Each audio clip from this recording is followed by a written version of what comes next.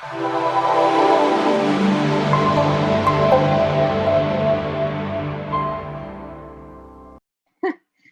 guys, and welcome back to Australian Fitness Stories. We're actually doing this one for a second time. Kelly and I did record this one a couple of weeks ago, and then the recording evaporated. So we have her back, and we're going to be chatting to her again. So, Kelly, did you want to introduce yourself a little bit and tell the people listening a little bit about you? For sure. So, hi guys, I am Kelly. I am a mum to little baby 2-year-old Evie, and I work part-time and then full-time mum as well. So, yeah, Busy. yes, always. So if you guys have Kelly on socials, you'll know that she is huge with body positivity and just embracing your physique, especially for all of those ladies that are postpartum, which is one thing I really love, which is something we're going to be chatting about today. For anyone that has been pregnant or had children, your body does go through a lot of changes, and there is a big adjustment, both while you're pregnant and then post, and there's a lot of pressures. So we're going to be chatting to Kelly mainly about that and different things that she's found that have really helped her cope.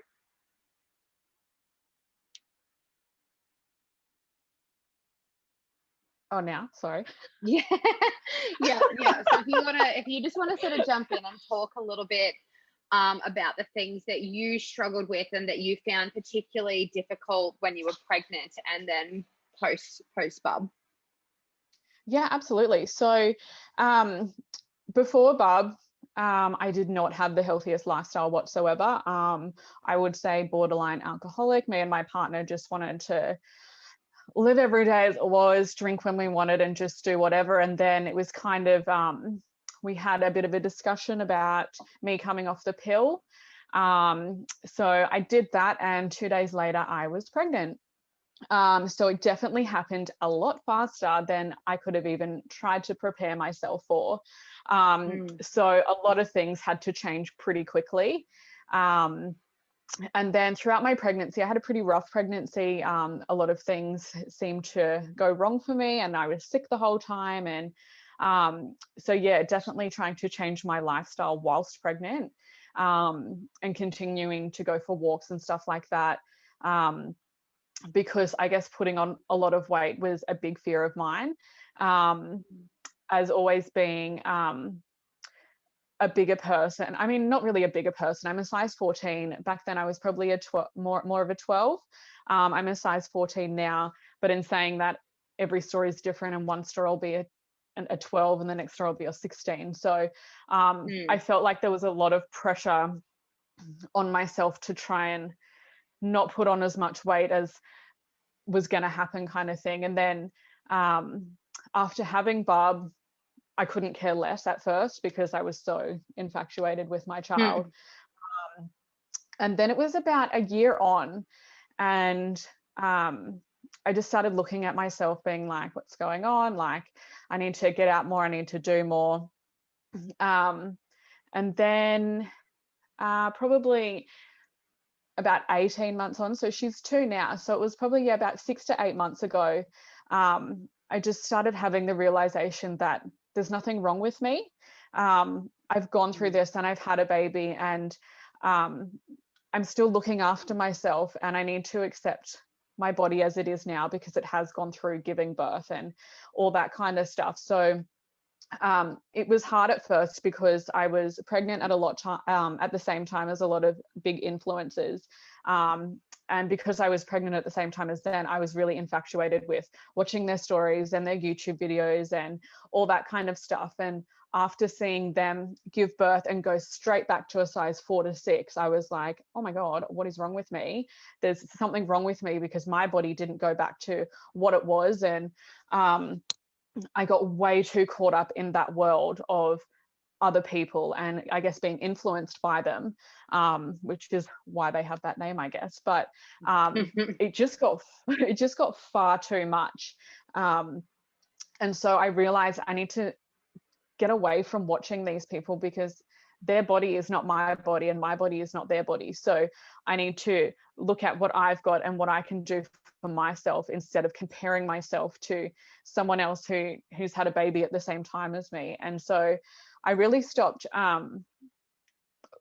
still follow some of them, but I'm not obsessed with what they're doing and what their life is and everything like that anymore. So I kind of looked into other women that are going to inspire me, and I started reading a lot and doing a lot of research. I ended up getting pretty sick a few months ago, doing a lot of tests and all that kind of stuff, and it turns out that I've got IBS.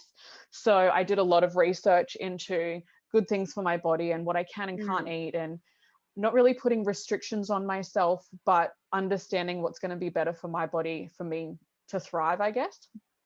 And so, yeah, it's just a lot of research that goes into it, but wanting to do that research and wanting to be better for myself, instead of looking at other people and be like, I'm going to do what they're doing, and not getting the results they're getting. So then it's like a circle that you get. You get disheartened when things aren't happening for you, but it's happening for someone else. And so, yeah, I just tried to motivate myself in other ways by reading a lot of books and looking at myself and saying there's nothing wrong with me. I think it is tricky because social media is so powerful and it's so in your face every day. And it's definitely a tool that can be used for good and bad. There's a lot of good that comes out of social media and some great messages that, you can send and you can reach a lot of people. But on the flip side, it can be very toxic and disheartening. And a lot of people are comparing their lives to the perfectly posed, filtered Instagram photo of somebody else, thinking that that's what they look like all the time, when usually they don't even look like that photo. It does make you put a lot of pressure on yourself, I think. Yeah. I just think when I went on maternity leave, like legit, all I would do was just watch their YouTube videos and look at their Instagrams. And I think like I triggered myself by doing all this stuff. And I put that pressure on myself. So definitely, if you are pregnant or have just had a baby or something, just don't look too much into what other people are doing with their lives. Your body is different. You're going to function differently. Your body's going to react differently. And all hail to the people that can go back to how they were before pregnancy and all that stuff. Like there's nothing wrong with that at all. And I'm not saying that. It's just every person's body is differently. And if it takes you a bit longer to get back to what you were or be more accepting on yourself, do it for the right reasons. Yeah, no, I totally agree with you. Oh God, speaking of pregnancy, I'm so tired at the moment. It is ridiculous. But it is like everyone's running their own race. And even not on social media, there's a lot of people that are pregnant at the same time as me at the moment, and they're like, oh, like how many kilos have you gained? And it's like, well, like what I gain and what the next person gains, like it is so different. And I think you're exactly right that the focus should just be on being healthy and eating and moving your body in a way that makes you feel good and that it's good for your baby, rather than putting pressure on yourself about body image and dieting when that's not what you should be focusing on, I suppose, while you're pregnant. Yeah, and who cares if you gain weight? You're growing a child. Like you're supposed to gain weight. You need that to help your child grow and like be healthy. So it's bound to happen, no matter what size you start off being. So and I think as well, I know a lot of pregnant ladies that are tiny. They were tiny before and they still are a size 8 pregnant, but I think they almost slip through the cracks in that they still have the same insecurities of the fact that they're bigger, but they don't get validated as much, because if they say anything, people sort of say, well, you're actually still really small. Like, I guess there's like both ends where everyone's and that's feeling what I mean. That insecurity. Everyone's different. So you can't put how you're feeling down onto someone else, because they could be feeling exactly the same, but they look completely different to you. So yeah, you just have to focus on yourself and what you're doing and what you're capable of doing. And if you want to have a plan afterwards, but just keep in mind to look after yourself as well. Yeah. No, I agree. And I think having a support network as well obviously makes a huge difference for a Yeah. whole array of reasons. But Yeah. See, I had a support network, but I didn't, like, not really many of my friends have children, or my sister does, but her kids are 9 and 10 now, kind of thing. So it's been a long time since she's been through that. And she lost weight when she was pregnant, kind of thing, and she's always been like a slimmer person. So um I guess she didn't have the same issues as what I mm, was having. Um, and then, my mum is in the army, and she was deployed in Egypt at the time, so I didn't have her around for support. So me and my family are really, really close. So not having her there, and then dad's in the army too, and he was getting deployed a few days after the birth, and so it was a bit of a rough time. But I did have my friends around me. Um, but it is still a bit different when they haven't yeah. experienced or been through that kind of thing. They were still really great support, and I'm still really close with all but one. But these things happen.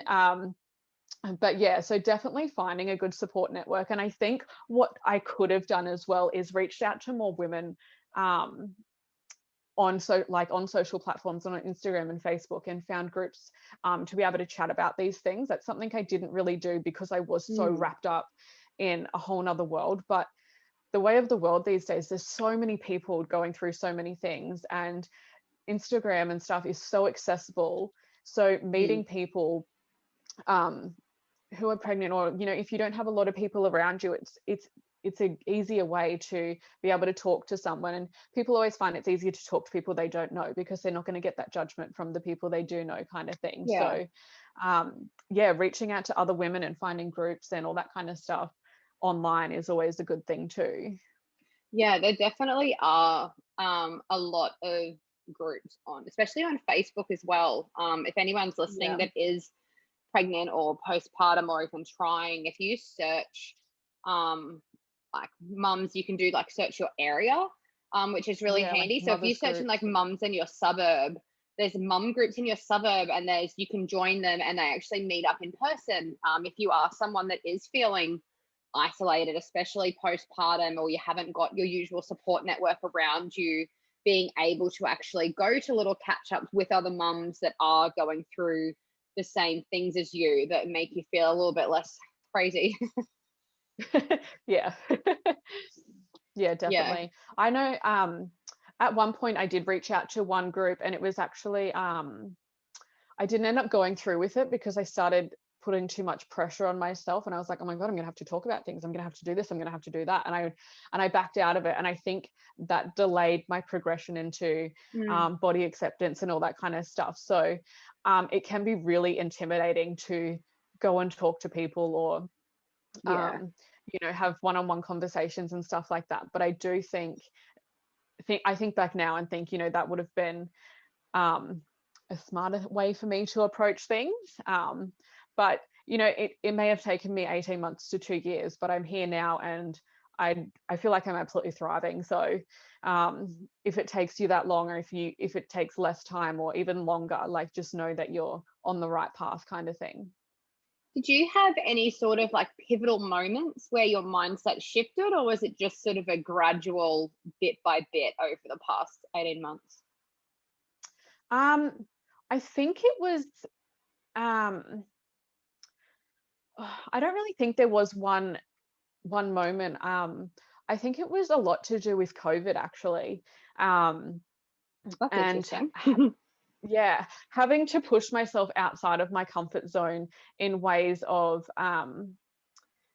exercise and all that kind of stuff. And then when I was getting sick, it was right at the beginning of COVID. So realizing the things that I needed to do to help my body and that kind of thing. And then throughout that whole time, finding people that would motivate me, um, and just, yeah, I don't really think there was any one time, but it was just a whole bunch of things that were kind of close together that made me look at myself and be like, there's nothing wrong. So if I want to go for a walk, or if I want to go do this, there's no pressure on me.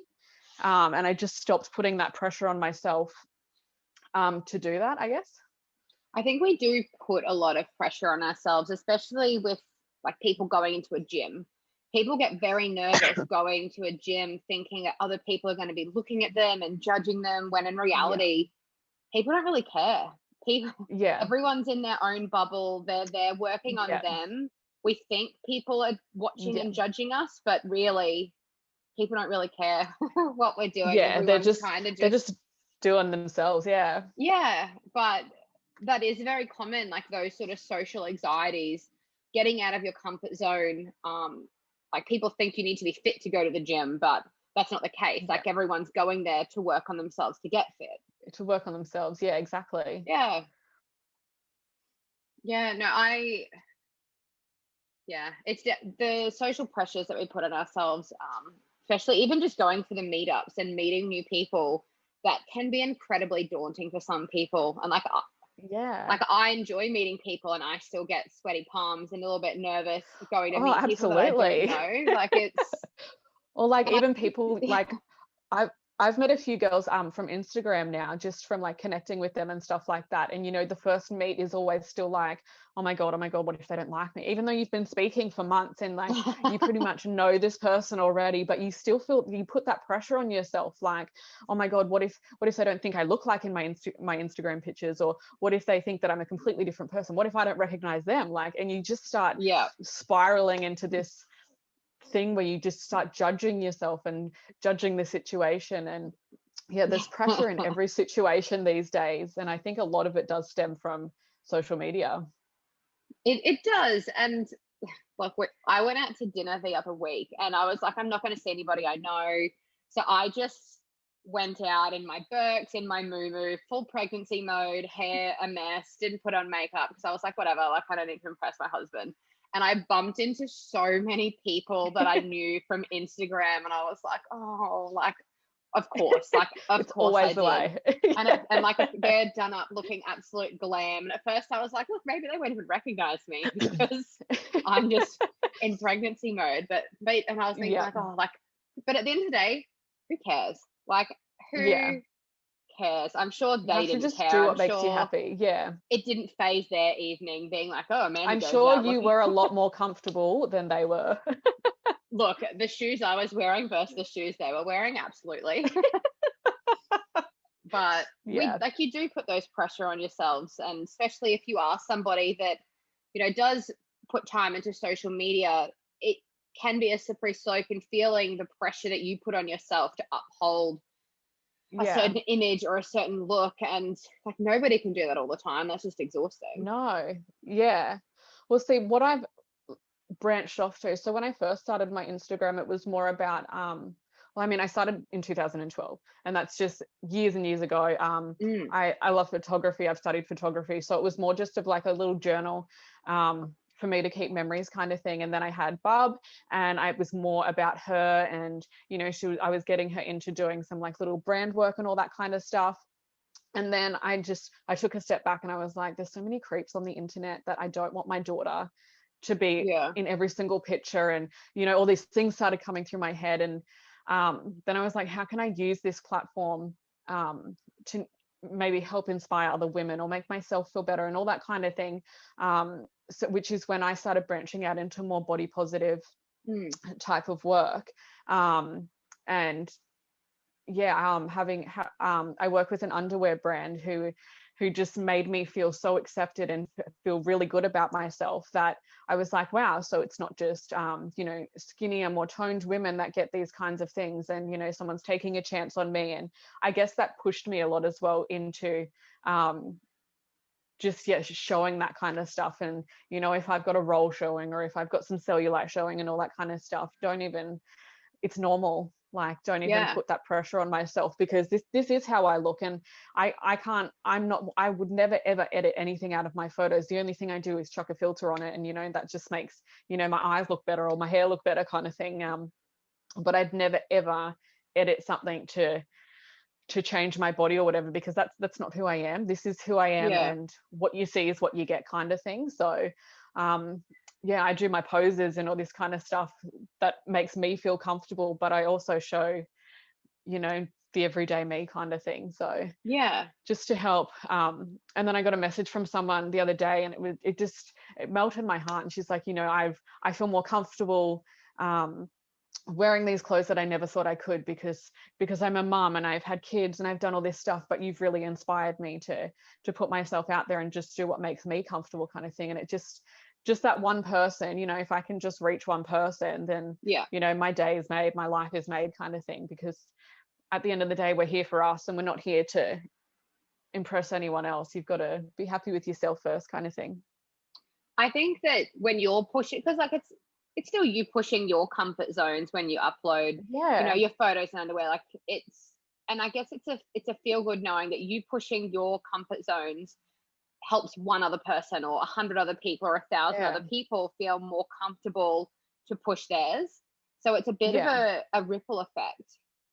Yeah. And sometimes I'll sit on a photo for a while being like, is this too much? Like, am I putting myself out there way too much? Like, is this, all my family and stuff's on my Instagram, so they see this too. And that can make me a bit vulnerable as if, do I do it or not? Or are they going to be like, Kelly, take that down? That's just too inappropriate. And Yeah. at the end of the day, I'm doing it for me, and I'm doing it to hopefully help empower other people and be happy with themselves and all that kind of stuff. So yeah, like I said, if I can help one person, then that's day made, kind of thing.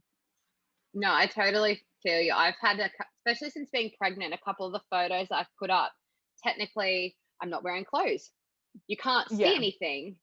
And normally if you're like comp lean and you're shredded, it's not quite, I don't know, but I was like, oh, like are my grandparents going to see this? And like but Yeah. yeah, it is different. And I totally understand with what you're saying about sort of, it's not that you're worried about randoms, it's like you're more like people close to you that am I being too much? But Yeah. do you think that you put more importance on demonstrating body positivity and that sort of healthy mindset from having a daughter as well? Oh, absolutely. Absolutely. Because I also want her to know that she's beautiful no matter what. So if she sees me shying away or constantly covering up, or she pokes my belly all the time, and if I'm like, don't do that, like, she's going to be like, is something wrong? Like so I definitely, in this day and age, you just want your kid to grow up happy and healthy and be accepting of who she is. So yeah, definitely, I would definitely, when she's old enough, if this is still a thing and she sees my page, and I want her to know that, yeah, mum's proud of who she is and what she's done, not, oh my God, I can't believe mum did that, that's so gross, kind of thing. Yeah, well, it is crazy how much, I suppose, kids absorb and behaviors that they pick up their parents doing, especially around body image and diet culture. Like you're replicating for them what's normal, and if what you're doing isn't the most positive or healthy, like that is things that your kids will watch you doing, and then they often will start doing themselves. Yeah, and I don't want it to get to like a time where she's going to school and she's not going to be friends with someone because they're too skinny, or they're too big, or they're too whatever. I want her just to accept everyone and be friends with everyone. And obviously I can't force that on her, and she's going to create her own opinions, but I want it to come from a good place, kind of thing. So yeah, definitely instilling that in her and other mums and stuff like that. I think it's really important. So would you say, I suppose, postpartum, did you struggle more with the emotions and the pressure, or body image?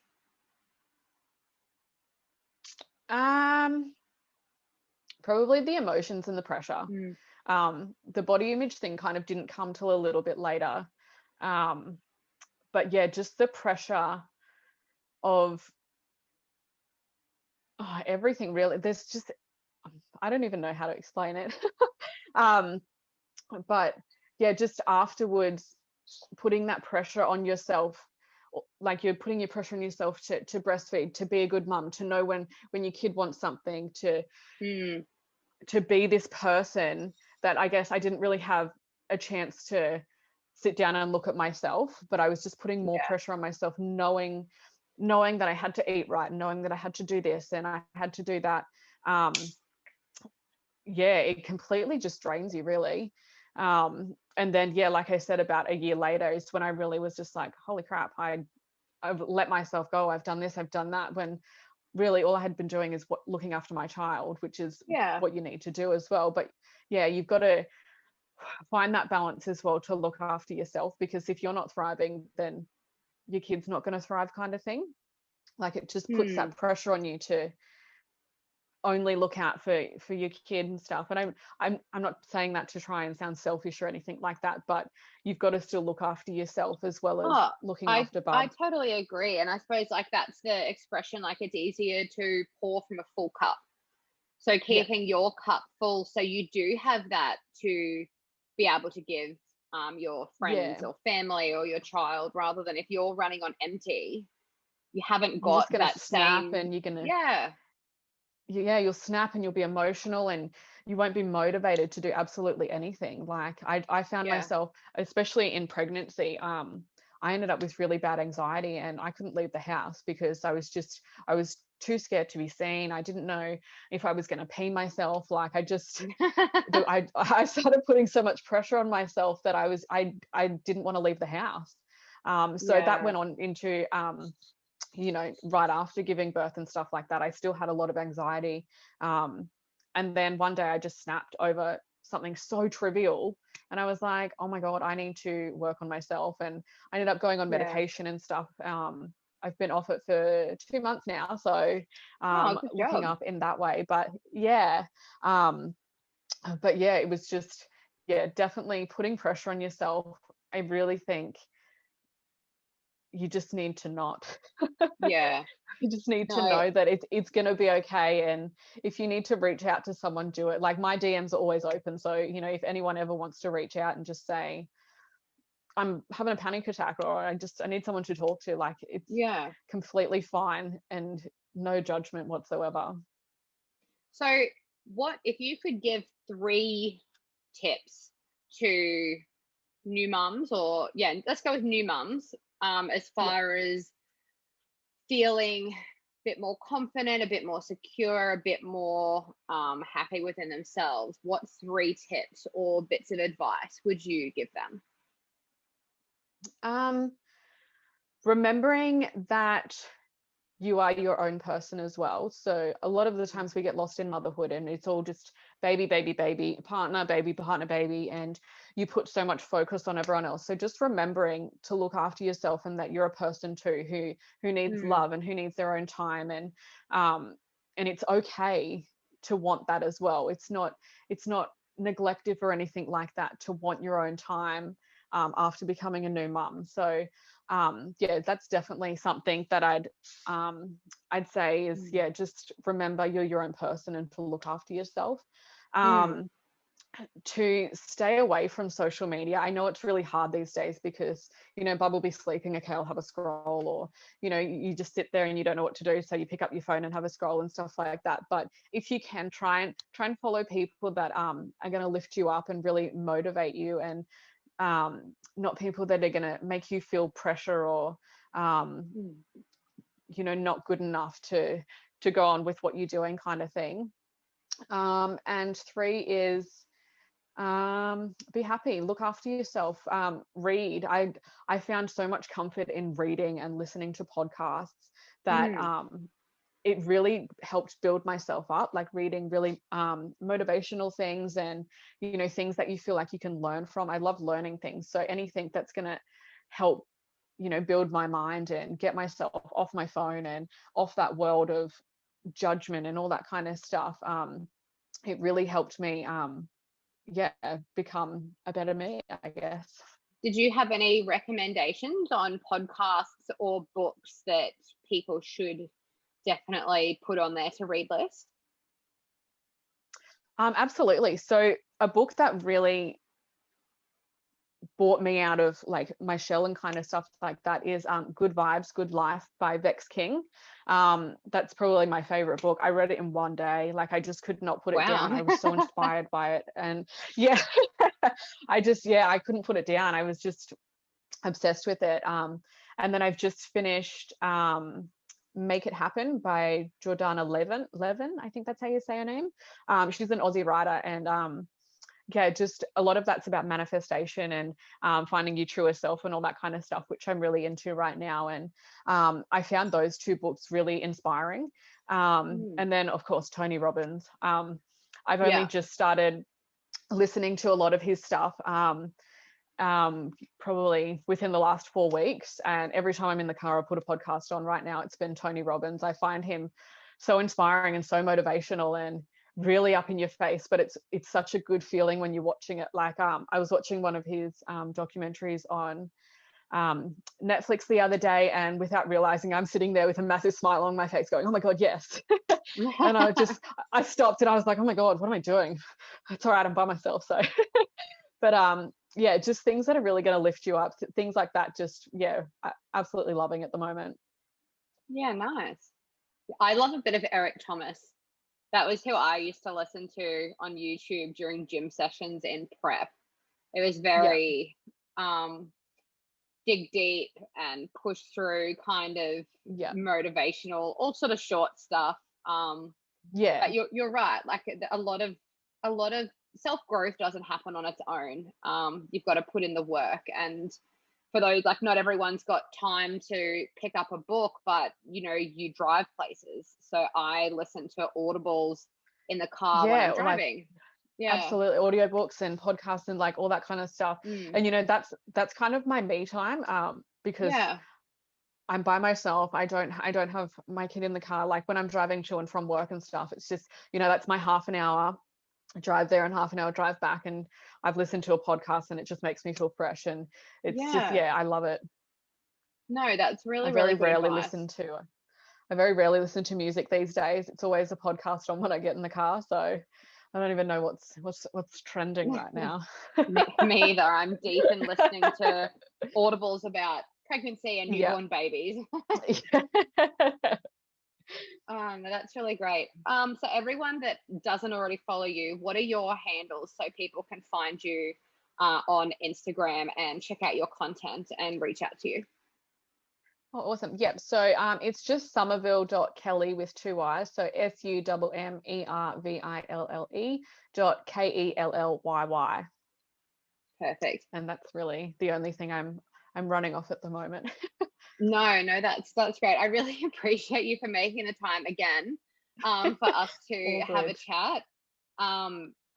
I really love the message you put out, and I feel like a lot of ladies listening, they will really, really appreciate it as well. So keep putting that content out and pushing your comfort boundaries, because you're inspiring a lot of other people to do the same. Yeah. Oh, bless. Thank you so much. No worries at all. Thank you again. Okay, bye. Bye.